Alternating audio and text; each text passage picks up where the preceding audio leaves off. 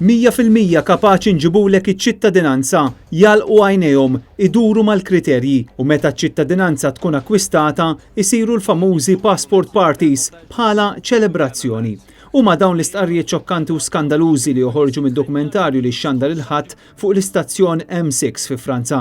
Dan kif ġurnalisti Franċiżi illi produċew il-programm Enkit esklusiv ta' 22 ta' Settembru kixfu dak li huma sejħu rabtiet mill-qrib li hemm bejn aġenti tal-iskema tal-beħ tal-passaporti u membri tal-Kabinet ta' Muscat. Rappreżentanti tad-ditta legali Ketkuti Kawki nqabdu b'kamera moħbija jikkummentaw dwar il-manuvri tagħhom biex ibjew il-passaporti bl-iskema tal-IIP. L-identità ta' dawn ir-rappreżentanti ġiet moħbija mit-tim tal-produzzjoni. La seule obligation, c'est de passer 15 jours à Malte. Ça peut se faire en 2-3 voyages. Mais je pensais qu'il fallait passer plusieurs mois sur l'île. Oui, mais en fait, il faut surtout prouver un lien fort avec le pays. Ça peut être fait avec un abonnement dans un club de gym ou avec des dons auprès de fonds caritatifs. Et ça, vous vous en occupez? Oui. F'waħda mill-istqarrijiet illi l-aktar tixxokkja, wieħed mir-rappreżentanti jispjega kif fil-proċess biex tikseb il-passaport Malti b'din l-iskema jistgħu jalqu għajnejhom u jduru ma' regolamenti. Dan apparti li l-produzzjoni tirreferi tmexxija tal-Gvern f'Malta bil-frażi ġenna ta' korruzzjoni. Il-ġurnalisti Franċiżi kienu qed jippużaw ta' parsi aġenti ta' klijenti fl-Afrika li rridu jixtru iċ-ċittadinanza Maltija u l-avukati Maltin ma kienu jafu b'xejn.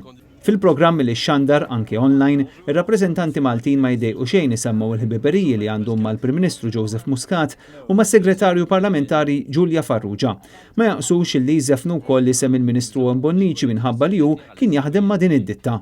Vous avez vu notre salle de réunion où nous fêtons la réussite de nos candidats? On appelle ça les passport parties. Votre collaborateur me dit que vous connaissez très bien le ministre en charge du programme? Oui, le ministre précédent était avocat ici. Il s'occupait du contentieux. Giulia Farrugia, la secrétaire d'État actuellement en charge du programme, c'est une amie d'enfance de ma femme. C'est bon d'avoir une femme avec des amis pareils. Quant au Premier ministre, j'étais à l'école avec lui. Mais c'est fréquent à Malte. C'est une petite île. Mon père nous conduisait à l'école et on s'invitait à nos anniversaires. On s'entend très bien.